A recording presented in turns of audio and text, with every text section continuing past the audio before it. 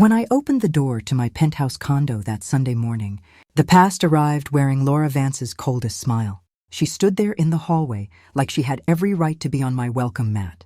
Behind her was David, my only son, holding 2 enormous suitcases, one in each hand. His shoulders were slightly hunched, the way they used to be when he was 14, and had to confess he'd broken something valuable.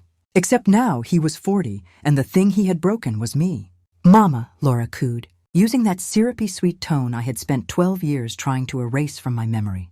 "We're moving in here. Since you have so much space and we're going through a rough patch, it's only fair, don't you think? After all, we're family." I didn't answer right away. My eyes moved past her glossy lipstick and perfect blowout, past David's tired face, and landed on the evidence they had dragged up 14 floors in the elevator, 6 large plastic storage bins, 3 more suitcases, 4 grocery bags overflowing with clothes and shoes, even a rolled-up yoga mat tied with a pink ribbon.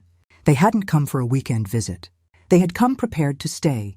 They had assumed I would say yes. 12 years, 12 birthdays I wasn't invited to, 12 Christmases where the only sound in my house was the television. I left on for background noise. 12 years without a single photograph of my granddaughter, Maya, after she turned 2. 12 years in which Laura had methodically convinced every cousin, every aunt, every old family friend that I was toxic, manipulative, dangerous, controlling, every label that could make people stop answering my calls. And now they stood in my doorway, acting as though those 12 years had been nothing more than a minor scheduling conflict. David finally lifted his eyes to meet mine. What I saw there cracked something inside my chest. Not anger, not remorse, expectation, pure, quiet certainty that I would step aside, open the door wider, start making up the guest room, and resume the role I had played for most of his life. The mother who forgives, serves, absorbs pain, then politely disappears when no longer convenient. But the woman he remembered had died sometime during those 12 silent years. The woman standing barefoot on Italian, marble in yoga pants, and an old university sweatshirt was someone else entirely. I didn't move. I didn't invite them in. I simply asked the only question that mattered right then. "How did you find my address?" Laura's smile didn't falter. "Social media is wonderful, sweetheart. One of your girls posted a photo with the building in the background. Tagged the business. We did a little public records search. Congratulations on the penthouse, by the way. Very impressive." The way she said impressive made it sound like an accusation. David cleared his throat. "Mama, can we come in? Please, we need to talk." There were at least 7 different responses flashing through my mind in that moment. Slam the door so hard the hallway pictures rattle. "Call building security." Tell them exactly where they could put those suitcases. Pretend I hadn't heard anything, and close the door softly like they were Jehovah's Witnesses. Scream every ugly truth I'd swallowed for 14 years. Cry. Or, worst of all, step aside out of old habit. Instead, I stepped back exactly 1 foot. Just enough for them to cross the threshold if they wanted to. They did. Laura entered first, dragging the largest suitcase over the threshold with a dramatic little grunt, as though the effort proved how much she was suffering. David followed more slowly, eyes darting around the open-plan living room, floor-to-ceiling windows, cream sectional sofa I'd bought after months of hesitation, abstract paintings I'd chosen because they made me feel calm, the panoramic city view that still took my breath away every morning. "Wow," Laura said, letting her purse drop onto the pearl gray cushion like she already owned the place. "You've really done well for yourself." I didn't thank her for the compliment. It wasn't one. David set the suitcases down near the entry console. He looked smaller than I remembered. The confident 25-year-old who used to fix my computer and carry groceries. Up 3 flights of stairs had been replaced by a man with gray at the temples, deep parenthesis lines around his mouth, and eyes that avoided mine for longer than a second at a time. I closed the door behind them, quietly, deliberately, and leaned my back against it. 12 years, I said. David winced. Laura turned, one perfectly shaped eyebrow raised. "We're not here to argue about the past, Delia." "Delia," I repeated softly. "Not Mama, not even Mom, just Delia, like I was already a stranger again." I walked past them into the living area, not because I wanted them to feel comfortable, but because I needed to put something solid between us. The kitchen island, 12 feet of white quartz. "Sit if you want," I said. "Or don't, but you're going to tell me exactly why you're standing in my home with everything you own." They exchanged a quick glance, the silent, Married people conversation I used to envy. Then David sat on the edge of the sofa. Laura remained standing, arms loosely crossed, weight shifted to one hip in that pose that always made her look both vulnerable and untouchable at the same time. David spoke first. My business. It didn't survive the last downturn. We lost the apartment 8 months ago. We've been staying with Laura's parents, but her mom's been very sick. The medical bills. He trailed off, rubbed the back of his neck. We're out of options, Mama. There it was, the naked truth underneath all the careful phrasing. Not we missed you. Not we were wrong. Not I'm sorry. We're out of options. I turned to Laura. And Maya? She's with my sister for a few days, Laura answered smoothly. We thought it would be better to have this conversation adult to adult first. Adult to adult. After 12 years of treating me like a dangerous child, I leaned both palms on the cool quartz. So let me make sure I understand. You cut me out of your lives completely. You told extended family I was harassing you. You sent me a lawyer's letter threatening a restraining order. You made sure I never saw my granddaughter again after she was 2. And now, because money is tight, you show up here expecting me to open my home like none of that ever happened. David opened his mouth, closed it, opened it again. It's temporary, he said weakly. Just until I find steady work again. 3 months, maybe 4. Laura stepped closer to the island. Families help each other in hard times, Delea. That's what families do. I let out a short, humorless sound, not quite a laugh. Family, I repeated. Where was that family when I dropped 45 pounds in 6 months because I couldn't eat from grief? Where was family when I sat alone on Christmas Eve talking to an empty chair because the only sound in the house was the clock? Where was family when I seriously considered, ending everything because I thought no one would notice? I was gone for weeks. Silence stretched across the room like spilled oil. Laura's jaw tightened, but she didn't look away. David stared at the floor. Finally, Laura spoke, voice low and measured. Everyone has their struggles. We had ours too. The difference, I said, is that I went through mine completely alone. You had each other. You had Maya. You had your parents, your siblings, holidays, birthdays, photos on the fridge. I had silence. For 12 years. David lifted his head. Mama, I know we hurt you. I know I chose wrong. You didn't choose wrong once, I corrected him quietly. You chose wrong every single day for 12 years. Every time you believed her version instead of asking me. Every time you let her answer my calls. Every time you let her decide I was too much, too controlling, too anything. That wasn't one choice. That was 1,000 small choices. He flinched. Laura stepped between us like a referee. This isn't productive. We came here for help, not to be attacked. Attacked, I echoed. The word tasted familiar. She had used it so many times before. On the phone to relatives, in texts to David, in that certified letter from the lawyer. I straightened. You can leave the suitcases right there. I'm not going to throw you out onto the street today. But you are not moving in. Not today. Not tomorrow. Not ever. Laura's eyes narrowed. So what? You'll let your own son sleep in a car because you're still holding a grudge? No, I said. I'll pay 3 months' rent for a modest 2-bedroom apartment. Market rate around here is about $1,200. I'll cover first, last, and security deposit. I'll also give you $2,000 cash for groceries, utilities, whatever you need to get on your feet. But it comes with 4 conditions. David looked up quickly, hope flickering for the first time. Laura crossed her arms tighter. Of course it does. I held up one finger. 1, this is a loan. When you're stable, you pay back the rent portion at $1,000 a month until the $6,000 is cleared. No interest, just principal. Finger 2. During those 3 months, I want 1 hour a week with Maya. Neutral place, coffee shop, park, library. Somewhere she feels safe. If she doesn't want to come, I won't force it. But the offer stands. Finger 3. If Maya does come, the visits are unsupervised. No Laura hovering. No David translating. Just me and her. Finger 4. All 3 of you, David, Laura, Maya, start family therapy. Not couples counseling, not individual, family, non-negotiable. Laura gave a short, incredulous laugh. You're unbelievable.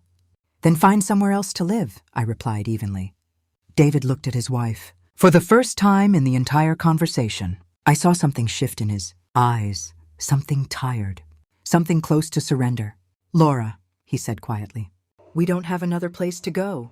She stared at him as though he had slapped her. He turned back to me. We accept. All 4 conditions. I nodded once. Tomorrow morning, I'll transfer the first month's rent and the $2,000. Send me the lease when you sign it. I'll need a notarized acknowledgement that the money is a loan. Laura's lips pressed into a thin white line, but she said nothing. David stood slowly. Thank you, Mama. I didn't expect this. I know, I said.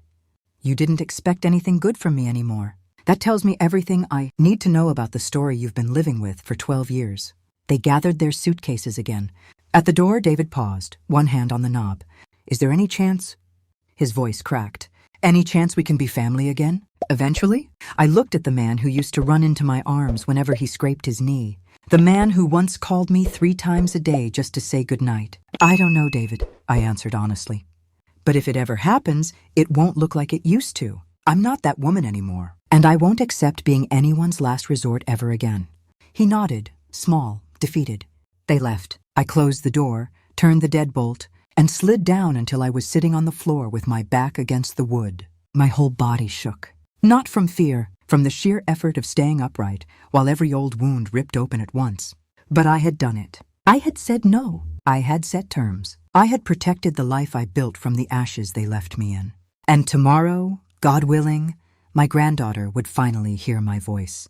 Not through a screen, not through someone else's version of events, but face to face, for 1 hour. That was enough, for now. The next 3 days passed in a strange, suspended kind of quiet. I transferred the money exactly as promised. $3,600 for the apartment, first month, last month, security deposit, plus the extra $2,000 in cash. David sent me a photo of the signed lease the same afternoon, a modest 2-bedroom unit in a 1990s complex about 40 minutes from downtown. Nothing fancy, beige carpet, builder-grade cabinets, a small balcony that overlooked a parking lot. It looked like every starter apartment I had ever helped David move into when he was in his 20s. I stared at the photo for a long time before replying, "Good, let me know when you're settled." The first visit with Maya can be this Saturday at 3 p.m. Coffee shop on Elm Street, the one with the big windows. 1 hour, neutral ground. Tell her I'm looking forward to meeting her. His reply came 20 minutes later. She says yes. We'll be there. Thank you again, Mama. No Laura in the message. No conditions. No dramatic emojis or passive-aggressive footnotes. Just those 6 short lines. I spent the rest of the week in a strange limbo. Work continued. Orders for 3 hotels. A new wedding cake consultation. Staff schedules, but my mind kept drifting to Saturday. I changed outfits 3 times on Friday night before deciding on something simple. Soft gray trousers, a cream silk blouse, low heels, minimal jewelry. Nothing flashy, nothing that screamed, "Look how well I've done without you." I wanted Maya to see a grandmother, not a business owner flexing success. Saturday morning, I woke at 5:30 like always. Baked a small batch of shortbread, cookies, lavender and lemon, because the smell calmed me. Packed 8 of them in a little craft box tied with twine. Not a bribe, just something to share if the moment felt right. I arrived at the coffee shop at 2:30. Chose a table near the window but not directly in the sun. Ordered a black coffee I had no intention of drinking. My hands were already trembling. Caffeine would have made it worse. At 2:58 the door opened. David walked in first. Behind him came Maya. She was taller than I expected, already almost my height at 14. Long dark hair like Laura's, but loose and slightly wavy. Jeans, white sneakers, a pale mint green hoodie. She carried a small canvas backpack slung over one shoulder. Her eyes, David's eyes, Robert's eyes, scanned the room nervously until they landed on me. I stood slowly. David gave a small nod. 1 hour, Mama, like we agreed. I nodded back. He stepped outside and sat on the bench across the street, visible through the glass, arms folded, watching. Maya approached the table like she was walking into an exam she hadn't studied for. I smiled, gently, not too wide. "Hello, Maya. I'm your grandma, Dia." She hesitated, then slid into the opposite chair, backpack on her lap like armor. "Hi," she said softly. Her voice was low, careful. "Would you like something to drink? Hot chocolate? A frap? They have really good cookies here, too." She glanced at the counter. "Caramel frappe, maybe. And a cookie." I ordered for both of us. When the drinks arrived, I pushed the small craft box toward her. "I brought these. Lavender shortbread. If you don't like them, no pressure." "I just thought—" She opened the box, took one, nibbled the edge. "They're good," she said after a moment. "Different. In a nice way." We sat in silence for almost a minute. I let it breathe. No rushing. Finally, she spoke first. "Dad said you and Mom didn't get along, that it was complicated. That's why I didn't see you." I nodded slowly. "That's one way to put it." She looked up. "Mom says you were controlling, that you wanted to decide everything about me." that you made her feel judged all the time. The words landed like small stones in still water. I felt the ripples but didn't flinch. What do you think right now? I asked, sitting here. Do I seem controlling? Maya blinked, surprised by the question. I don't know. I just met you. Exactly, I said gently. You barely know me. And that's the saddest part of all this. You should have known me since you were born. I should know your favorite color, what books you like, what makes you laugh. But I don't, because other people decided I wasn't allowed to learn. She bit her lip. Mint green, she said quietly. My favorite color is mint green, and I like reading, mostly fantasy and some poetry. I want to be a writer someday. My throat tightened. I smiled anyway. Your grandpa Robert loved books. He had shelves floor to ceiling. He used to read to your dad every night, even when David was too old to admit he still liked it. Maya tilted her head. Dad never talks about Grandpa Robert. I have photo albums, I said. Hundreds of pictures. David as a baby, as a boy, as a teenager. Me and Robert on our wedding day. If you ever want to see them, they're yours too. It's your history. Her eyes brightened for the first time. Really? Whenever you want. The hour passed in fragments. Small stories, careful questions. I told her how Robert and I met in a library reaching for the same copy of Pride and Prejudice. How he proposed with a terrible, handwritten poem that rhymed forever with clever. How David once collected rocks and named them after dinosaurs. Maya listened like someone hearing a language she'd forgotten she knew. When David tapped on the window and pointed to his watch, she looked disappointed. This was nice, she said. Different than I thought it would be. What did you think it would be? She shrugged. Someone angry, someone who hated Mom. I'm angry sometimes, I admitted. But never at you. None of this was your fault. She stood. Can I come next week? My heart expanded so fast it hurt. Yes, I would love that. She left. I watched her cross the street to David. They spoke briefly. He glanced back at me through the glass, unreadable expression. That night my phone buzzed. Unknown number. I know what you're doing. You're trying to turn Maya against me. It won't work. She's my daughter, Laura.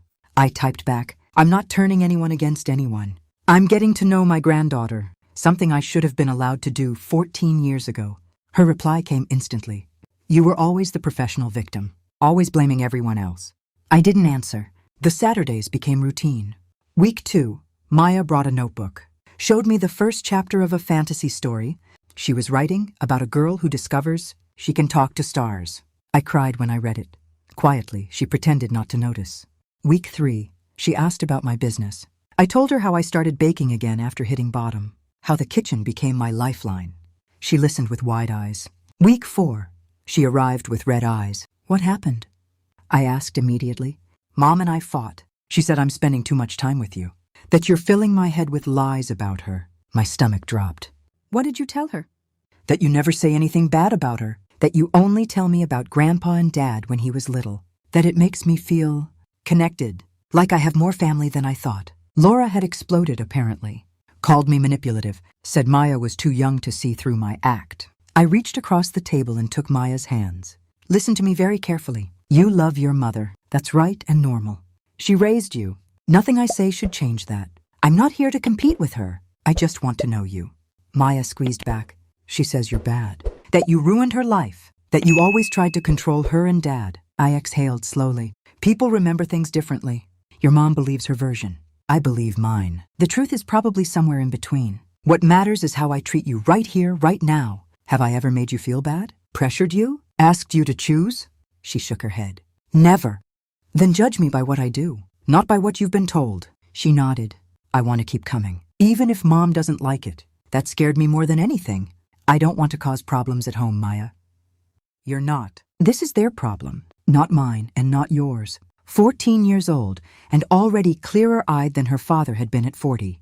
2 weeks later, everything shattered. It was a Tuesday. I was in the middle of decorating a 5-tiered wedding cake when my phone rang. David.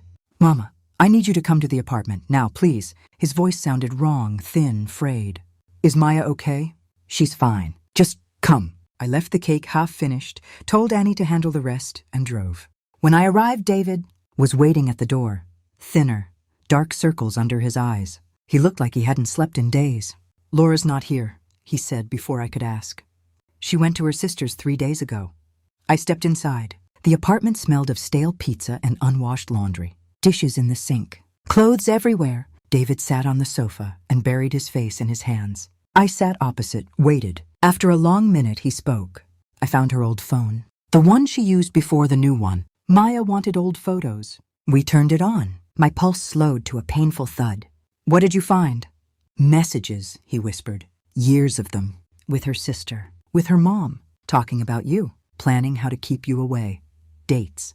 Specific things. She said she would accuse you of. Things she told me you did. That never happened.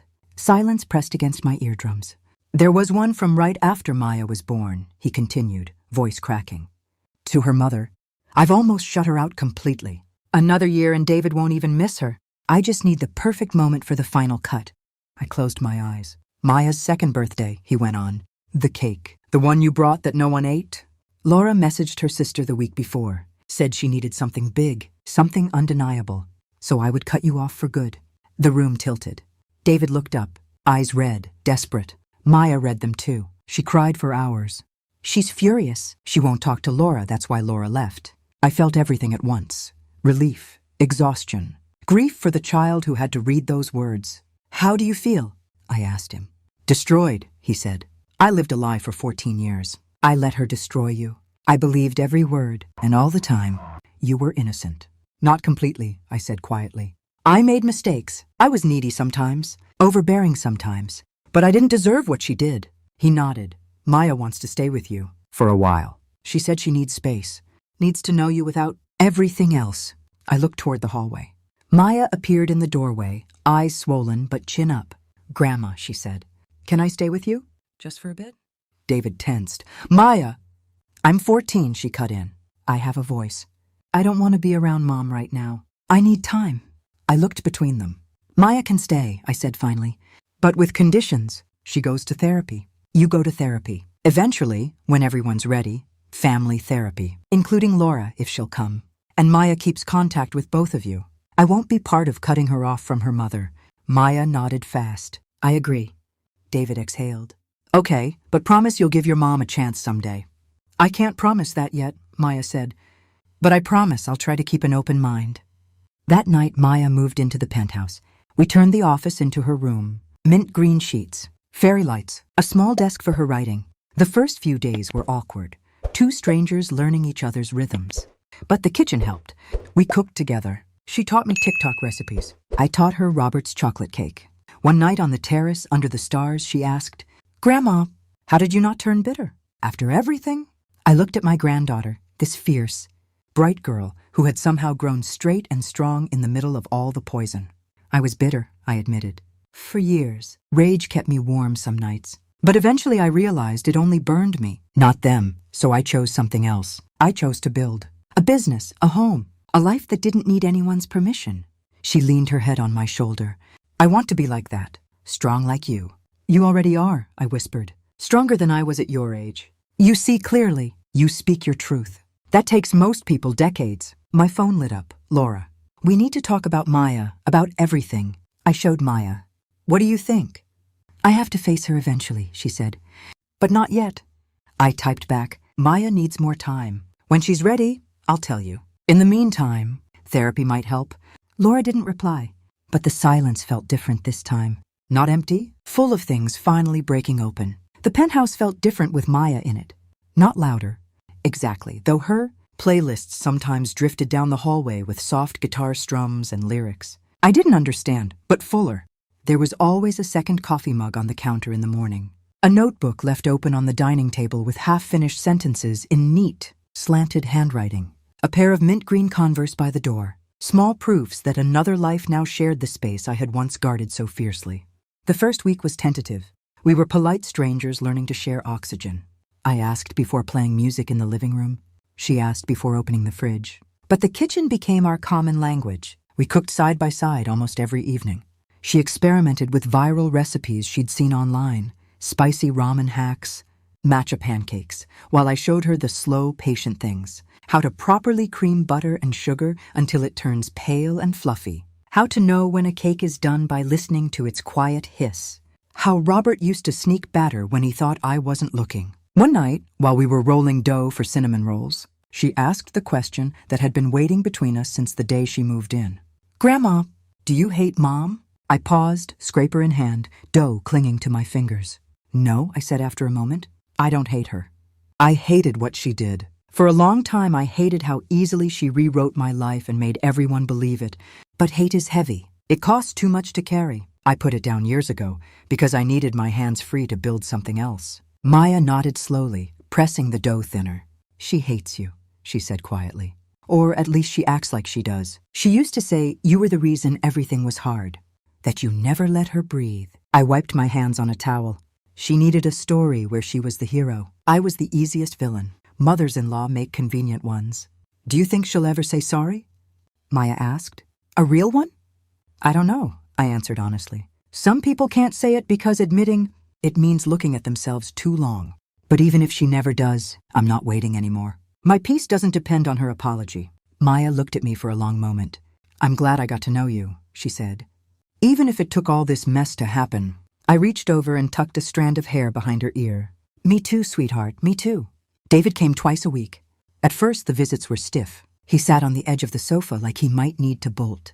Maya stayed close to me. Conversation stayed surface level. School grades, the weather, how his new job, warehouse logistics, entry level but steady, was going. He paid back the first $1,000 of the loan on time, via bank transfer with a short note. Month 1, thank you. No emojis, no long explanations, just the fact. Week by week, the edges softened. One Saturday, he brought a box, old, slightly dusty. I found this in storage at Laura's parents' house, he said. It's some of your things. From the old house? They kept it after. Everything. Inside were photo albums. The ones I thought had been lost or thrown away. David as a toddler in a sailor suit. Our wedding, me in white lace, Robert looking at me like I'd hung the moon. Maya flipped through them slowly, eyes wide. This is you? She asked me, pointing to a picture of me pregnant, laughing in a sunflower field. That's me, 25 years old and terrified. You look happy. I was, most of the time. David watched us quietly. When Maya went to her room to keep reading, he stayed. I'm sorry, he said, simple, no preamble. For believing her, for not questioning. For every year I let pass without calling you. I was a coward, Mama. I chose the easy path every time. I didn't rush to comfort him. I let the words sit. I know, I said finally. And knowing doesn't erase the years. But it's a start. He nodded, tears in his eyes, but he didn't let them fall. I'm going to therapy, he said. Individual first, then. When Maya's ready, family. I already told Laura I won't keep pretending it didn't happen. Good, I said. That's the only way forward. Laura waited 2 months before asking to see Maya. Maya agreed, but only at the coffee shop on Elm Street. No home visits, no penthouse. Neutral ground. I drove her there and waited in the car across the street. They were inside for almost 2 hours. When Maya came out, her eyes were red but calm. She slid into the passenger seat. It was hard, she said. She cried a lot. Said she was scared of losing me. Said she did what she did because she thought she was protecting our family. Did she apologize? Sort of. She said she was sorry for the pain. Not for everything, not yet. But she said she's in therapy too. Twice a week. I started the car. That's something. Yeah, it's something. The first full family session happened 6 months after Maya moved in. 4 of us in a small office with too many plants and a box of tissues on the table. The therapist, a calm woman in her 50s named Dr. Elena, didn't let anyone hide. Laura spoke first, voice shaking. I was insecure, she said. David loved you so much, Delea. You were this perfect mother in his stories. I felt like I could never measure up, so I pushed. I made you the problem, so I could be the solution. I told lies. I exaggerated. I manipulated. And I convinced myself it was necessary. Silence. David spoke next. I let it happen. I was weak. I wanted peace more than truth. I told myself you were too much, so I wouldn't have to look at how much I was failing both of you. Maya went last. I feel betrayed by both of you, but mostly I feel sad. I missed 13 years with my grandma. I could have had sleepovers and baking days and stories. Instead, I had secrets and tension. I don't want to lose any more time. When it was my turn, I surprised myself. I spent years believing I was the flaw, I said. That if I'd been quieter, smaller, less loving, you would have let me stay. I carried that shame a long time. But I was wrong. I wasn't the problem. I was a mother who loved too openly in a situation that punished openness. I forgive myself for not seeing it sooner. And I forgive you, not because you deserve it yet, but because I deserve to be free. Dr. Elena let the silence settle. We didn't hug at the end. No dramatic reconciliations. Just 4 people who finally told the truth in the same room. Maya stayed with me permanently. Laura signed the guardianship papers after months of therapy. She visits twice a week now, coffee dates, park walks, occasional dinners. The relationship is careful, fragile, but real. Maya sets the boundaries. Laura respects them, most of the time. David and I are rebuilding slowly. He comes for Sunday dinners, helps with deliveries sometimes, listens when I talk about new recipes or staff problems. He still calls me Mama, not out of habit, but choice. Last week, Maya and I made Robert's chocolate cake. The same one I carried to her 2nd birthday. The one Laura set aside and no one touched. We ate it warm from the oven, straight from the pan, forks in hand. Maya licked chocolate from her thumb. "Do you think everything happens for a reason?" she asked. I looked at her, 14 going on wise beyond her years. "I think we can find reasons," I said. "Not because fate is kind, but because we choose to grow from the ashes." I chose to survive, to rebuild, to believe I deserved beauty even when others treated me like trash. And that choice brought me back to you. She leaned against me. "I'm glad you chose that." Me too. Today I am 65. The business has 2 storefronts now. Dia's Delights on Main and a smaller cafe. Location near the hotels. 20 employees. Contracts with 18 properties. Revenue that still surprises me when I see the numbers. But the real wealth is quieter. Waking up to Maya practicing piano in the living room. Hearing David's voice on the phone asking if he can bring groceries. Watching Laura try, awkwardly, imperfectly, to show up without controlling the narrative. I still have scars. Some nights the old pain creeps in and I sit on the terrace remembering the silence, the weight loss, the dark thoughts, but the scars don't bleed anymore. They're just proof I lived through fire and came out the other side. Family isn't only blood. It's choice. It's truth. It's showing up even when it's hard. It's forgiving, not for them, but for yourself. And sometimes, very rarely, it's getting a second chance to love the people you never stopped loving. Last night, Maya and I sat on the terrace again. She wrote in her notebook while I sipped tea. "Grandma," she said without looking up, "I'm going to dedicate my first book to you." I smiled into the city lights. "I'd be honored." She closed the notebook. "Thank you for not giving up on me, even when they made it impossible." I reached over and squeezed her hand. "Thank you for seeing me, when no one else did." We sat like that until the stars came out. Grandmother and granddaughter, 2 survivors of the same long storm, finally home together.